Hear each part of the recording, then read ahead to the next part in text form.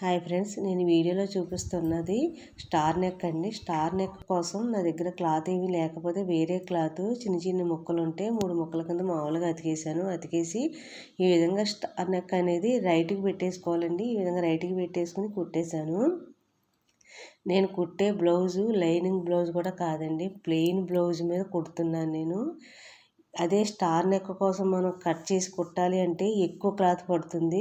ఆ విధంగా కాకుండా ఈ విధంగా ట్రై చేయండి. చేస్తే కనుక మనకి చాలా సేవ్ అవుతాం క్లాత్కి.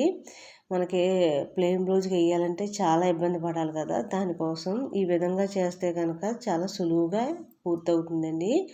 చాలా నీట్గా కూడా వచ్చింది. చూడండి, వెనక్కి కూడా తిప్పి చూపిస్తున్నాను మీకు ఎంత బాగా కుదిరిందా అనేది.